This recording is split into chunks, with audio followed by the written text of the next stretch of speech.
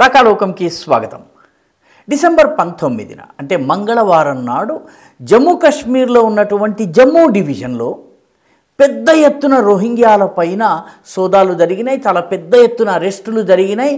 ఇంటింటికి వెళ్ళి రోహింగ్యాలు ఉన్నటువంటి ప్రాంతంలో దర్యాప్తు చేయడం జరిగింది. రోహింగ్యాలకు సహకరించి వాళ్ళకి ఆధార్ కార్డులు, రేషన్ కార్డులు, వాళ్ళకి టెంపరీగా గుడిసెలు కట్టుకోవడానికి భూముల్ని లీజుకి ఇస్తున్నటువంటి వాళ్ళు, వాళ్ళని సెటిల్ చేస్తున్నటువంటి వాళ్ళు, వీళ్లను దాదాపు ఒక 30 మందిని అరెస్ట్ చేయడం జరిగింది, ఫెసిలిటేటర్స్ని.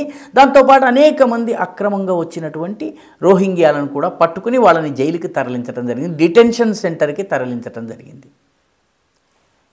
ఈ హఠాత్తుగా ఈ యాక్షన్ ఎందుకు జరిగింది అంటే కేంద్ర ప్రభుత్వము, భద్రతా దళాలు, జమ్మూ కాశ్మీర్ రాష్ట్ర ప్రభుత్వము, అదేవిధంగా జమ్మూ కాశ్మీర్ పోలీస్ కలిసి ఈ ఆపరేషన్ నిర్వహించారు. ఇది కొనసాగుతుందని కూడా వాళ్ళు చెప్తున్నారు.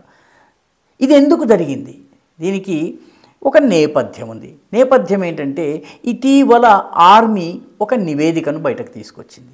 ఆ నివేదికలో జమ్మూ కాశ్మీర్లో అక్రమంగా వస్తున్నటువంటి రోహింగ్యాలు చాలా కీలకమైన ప్రాంతాల్లో కాలనీలు ఏర్పాటు చేసుకుంటున్నారు. ఆర్మీ కంటోన్మెంట్స్, ఆర్మీ ఎస్టాబ్లిష్మెంట్స్ చుట్టుపక్కల ఈ స్లమ్స్ రూపంలో వీళ్ళు వస్తున్నారు. అక్కడికి వేరే వ్యక్తులు పోలేని పరిస్థితి, అక్కడి నుంచి ఉగ్రవాద దాడులు జరుగుతున్నాయని చెప్పి నివేదికలో చెప్పడం జరిగింది. ఆ నివేదికలో జమ్మూలో ఉన్నటువంటి సుంజువాంగ్ కానివ్వండి, నొగ్రోటా కానివ్వండి, జమ్మూ ప్రాంతంలో ఉన్నటువంటి మిలిటరీ ఎస్టాబ్లిష్మెంట్ చుట్టూ రోహింగ్యా కాలనీస్ ఉన్నాయని చెప్పారు.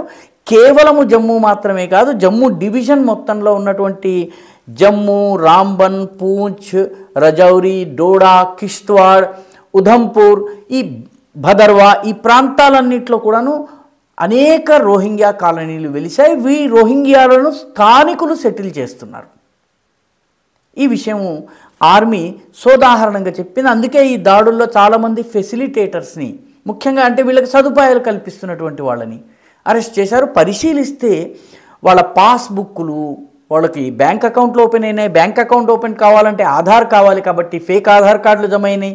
ఆధార్ కార్డులు కావాలన్నట్టయితే రేషన్ కార్డు కావాలి, కాబట్టి వాళ్ళకి రేషన్ కార్డు వచ్చింది. కొందరికి ఓటర్స్ల జాబితాలో కూడా వాళ్ళ పేరు వచ్చింది. స్థానికంగా ఉన్నటువంటి గ్రామ పంచాయతీ స్థాయి విలేజ్ హెడ్స్ ఎవరైతే ఉన్నారో, గ్రామ పెద్దలు, వీళ్ళు స్థానికులుగా వీళ్ళకి సర్టిఫికెట్లు రాసి ఇచ్చారు.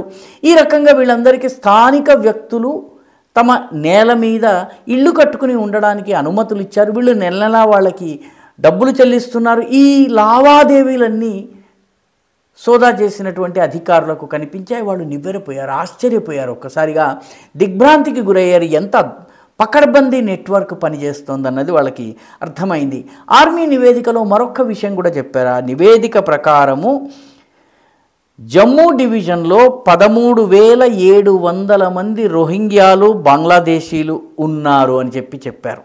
అంటే 2008 నుంచి 2016 మధ్యలో వీళ్ళు వచ్చారు అని చెప్తున్నారు.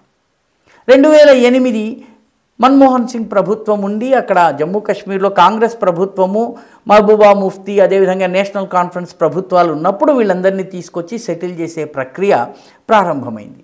రెండవ ఆందోళన కలిగించేటటువంటి విషయం ఏంటంటే 2021 మార్చిలో హీరానగర్ అనే ప్రాంతంలో ఉన్నటువంటి రోహింగ్యాల్ని అరెస్ట్ చేసి తీసుకెళ్ళి ఒక డిటెన్షన్ సెంటర్లో పెట్టారు.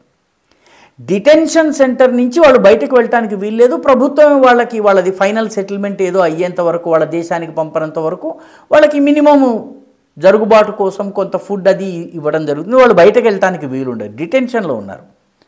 155 మందిని 2021 మార్చిలో డిటెన్షన్లో ఉంచితే 2023 నవంబర్కి వాళ్ళ జనాభా 270కి పెరిగింది.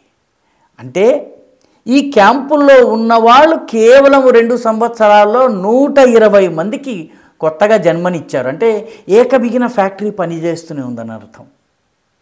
ఇది కూడా నివేదికలు ఎప్పుడైతే చెప్పారో ఒక్కసారిగా అధికారులందరూ కూడా ఆశ్చర్యపోయారు. ఇదేమిటి జనాభా ఇలా పెరుగుతోందని చెప్పి అప్పుడు వీళ్ళందరినీ కూడా ఐడెంటిఫై చేయటము, ఈ ప్రక్రియ అంతా ప్రారంభిస్తే చాలా ప్రమాదకరమైనటువంటి విషయాలు వెలుగులోకి వచ్చినాయి. దాదాపు ఒక 10-12 కేసులలో ఈ రోహింగ్యా మహిళలను స్థానిక జమ్మూ కాశ్మీర్ ముస్లింలు వివాహం చేసుకున్నారు. ఈ వివాహం చేసుకున్న తర్వాత ఆమె పేరిట ఫేక్ పత్రాలని సృష్టించారు. గ్రామ పెద్దలు ధృవీకరణ పత్రాలను ఇచ్చారు. పర్యవసానంగా వాళ్ళని లోకల్ అమ్మాయిలుగా చూపించే ప్రయత్నం చేస్తున్నారు. వాళ్ళని దబాయించి ప్రశ్నిస్తే బర్మాలో ఉన్నటువంటి రఖైన్ స్టేట్లో ఉన్నటువంటి సొంత ఊళ్ళ పేర్లు చెప్తున్నారు. ఈ రకమైనటువంటి కేసులు 10-12 బయటపడ్డాయి. ఉదాహరణకి ధార్గ్లూన్ అనే గ్రామంలో మహమ్మద్ నుమాన్ అనే వ్యక్తి ఫర్జానా కోసర్ అనేటటువంటి మహిళను పెళ్లి చేసుకున్నాడు. ఆమె రోహింగ్యా. ఈ ఫర్జానా కోసర్ స్థానిక మహిళ అని చెప్పేందుకు ఒక ఇంటర్నెట్ కెఫే ఉంటుంది. ఆ కెఫేని వసీం అక్రమ్ అనే వ్యక్తి నడుపుతున్నాడు. అతను ఒక ఫేక్ ఆధార్ కార్డు సృష్టించాడు. ఆమె స్థానికురాలు అని చెప్పి ఆ గ్రామ పెద్ద అయినటువంటి మహమ్మద్ సయ్యాఫ్ సంతకం చేశాడు.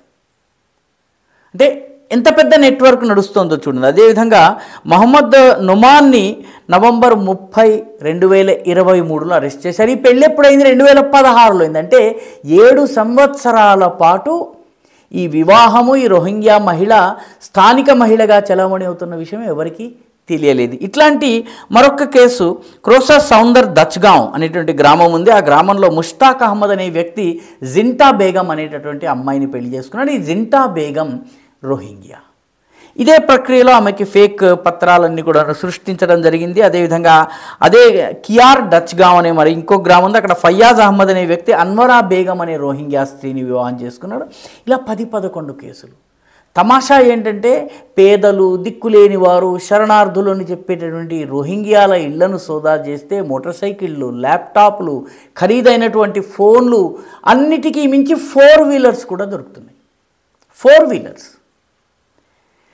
ఆశ్చర్యకరమైనటువంటి విషయం ఏంటంటే వీళ్ళందరికీ కూడా సిమ్ కార్డ్స్, ఒకటి కాదు, ఒక్కొక్కరికి 4, 3 సిమ్ కార్డ్స్. నిజానికి సరిహద్దు రాష్ట్రమైనటువంటి జమ్మూ కాశ్మీర్లో సిమ్ కార్డుని పొందడం చాలా కష్టం. అనేక పరీక్షలు ఉంటాయి, అనేక రకాల సోదాలు నిర్వహిస్తారు, అనేక రకాల ధృవీకరణ పత్రాలు ఇచ్చిన తరువాత మాత్రమే సిమ్ కార్డు వస్తుంది. సిమ్ కార్డుకి ముందు చాలా వెరిఫికేషన్స్ జరుగుతాయి.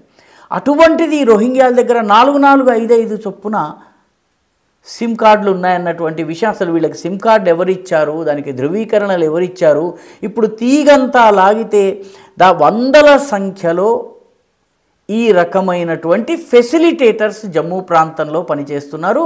వీళ్ళందరినీ ఆర్మీ ఇన్స్టలేషన్స్, సిఆర్పిఎఫ్, రాష్ట్రీయ రైఫిల్స్కి సంబంధించిన ఇన్స్టలేషన్స్ దగ్గర సెటిల్ చేస్తున్నారు. వీళ్ళందరికీ స్థానికులతో వివాహం చేసి జనాభా యొక్క స్వరూపాన్ని మార్చేటటువంటి ప్రయత్నం చేస్తున్నారన్నది బయటపడింది. మొత్తం మీద ఇప్పుడు ఈ సోదాలు రానున్న రోజుల్లో కూడా కంటిన్యూ కాబోతున్నాయి, కొనసాగబోతున్నాయి. జమ్మూ ప్రాంతంలో ఉన్నటువంటి దాదాపు 7 నుంచి 8 వేల మంది రోహింగ్యాలందరినీ గుర్తించి వాళ్ళను డిటెన్షన్ సెంటర్లకు పంపడము, వీలైనట్టయితే ప్రభుత్వము దానికి కేంద్ర ప్రభుత్వం మాట్లాడవలసి ఉంటుంది. వీళ్ళని అయితే ఢాకాలో ఉన్నటువంటి, బంగ్లాదేశ్లో ఉన్నటువంటి కాక్స్ బజార్ దగ్గర ఉన్నటువంటి శరణార్థి శిబిరాలకు కానీ, లేకపోతే మ్యాన్మార్లోని రఖైన్ స్టేట్కి కానీ వీళ్ళని పంపవలసి ఉంటుంది. డిటెన్షన్ చేయవచ్చును, డిటెక్ట్ చేయవచ్చును, వీళ్ళని డిపోర్ట్ ఎలా చేయాలన్నది ఆలోచించాలి. కేంద్ర ప్రభుత్వం దృఢంగా వ్యవహరించకపోయినట్టయితే ఈ రోహింగ్యాలు డిటెన్షన్ సెంటర్లోనే కూర్చుని తమ జనాభాని ప్రభుత్వ ఖర్చుతో భోజనం చేస్తూ జనాభాని పెంచేసుకుంటారు. శ్రీనగర్ అదేవిధంగా జమ్మూ ప్రాంతంలో ఈ రకంగా జనాభా పెరగడం అనేది ఒక ప్రమాద ఘంటిక.